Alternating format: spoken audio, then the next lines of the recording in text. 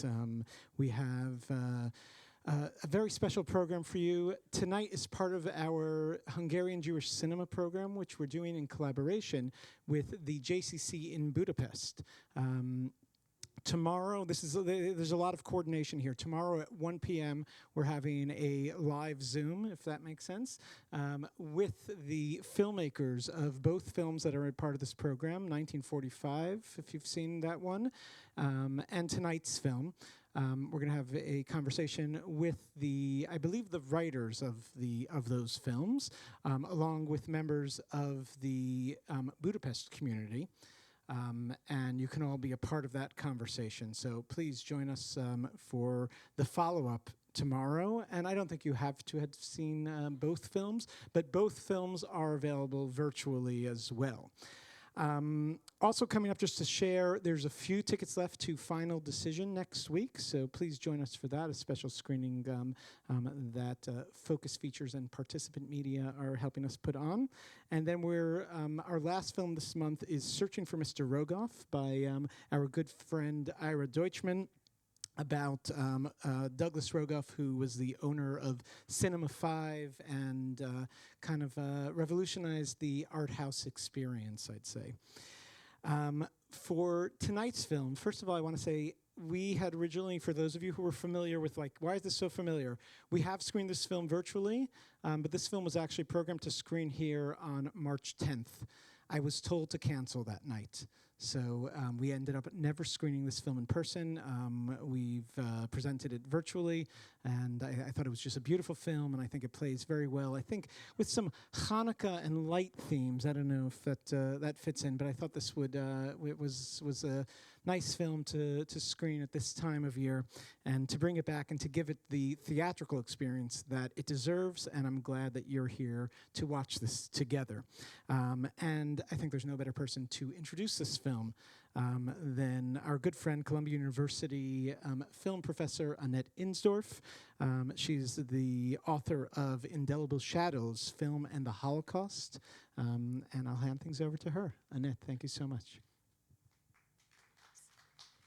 Thank you. Good evening. And I really believe that this film, much like 1945, which is in glorious black and white, really need the big screen for the full appreciation of the cinematic elements above and beyond an extraordinary story that's being told in both. Tonight's film is, I think, an understatedly moving Hungarian drama. It's set in 1948, when post-war loss is poignantly pervasive. The action unfolds in Hungary between the end of World War II and the Cold War, with the communist takeover of Hungary hovering in the background. The director, Barnabas Toth, T-O-T-H, he wrote the screenplay with Clara Muhi, and it's adapted from a novel of 2004 by someone else, Zsuzsa Várkonyi. I hope I'm pronouncing that right. I saw this film at the 2019 Telluride Film Festival, and when I interviewed the director there, he said about the book, and I'm quoting, "It was her only novel, her precious baby. She just turned 70. He showed her the first draft, but as he put it, she couldn't imagine the actors.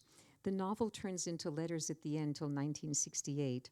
I cut the last third of the novel. You have to add silences," unquote. Those Who Remained was Hungary's entry for the Best Foreign Language Film Oscar of 2019, and it was on the short list of 10. And by the way, since Hungary also produced the movies Son of Saul and 1945, I think tonight's film is an integral continuation, extending the post-Holocaust palette into the late 1940s. The locale shifts from Son of Saul, which was inside a concentration camp, to the rural limbo of war's end that you see in 1945, to what tonight is a comparatively safe urban space that turns out to also be a limbo, at least in political terms.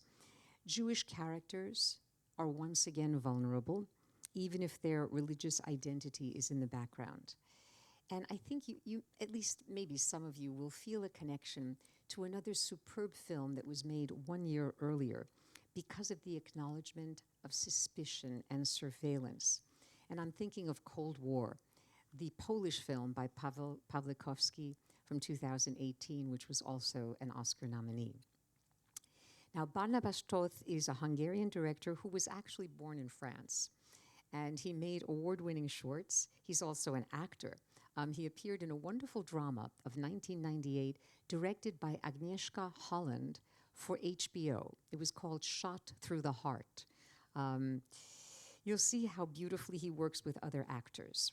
Karoli Hajduk gives a beautifully modulated performance as Aldo, the decent man, someone who is wry as well as hopeful, incarnating the film's restraint. His face suggests so much more than his words could. And you may notice that his emotional scars are suggested by a physical detail in two scenes, or two shots anyway, of him trying to control his left hand.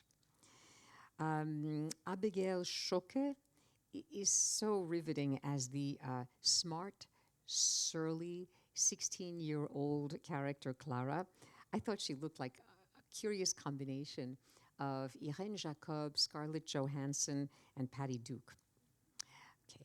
A few words about the understated cinematic storytelling. The cinematographer Gabor Marosi shot with only one camera. This is very unusual in contemporary filmmaking.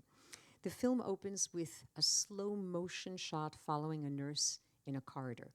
You're going to hear piano music instead of her words. The scene ends with a woman giving birth. Well, you might notice how at the very end of the film, the camera recedes from the inner frame, pulling back in an opposite movement to the opening as we take leave of our characters. This is just one example of a kind of poetic filmmaking where symmetry counts, where internal rhyming counts. An early printed title of the film reads, Somebody to Live For. And at one point, that was actually the title of the film. Here's what Toth said about it. For me, this film is first of all a hymn, an ode to a man who is totally wrecked, but pulls himself together for one last time to save another half-destroyed soul.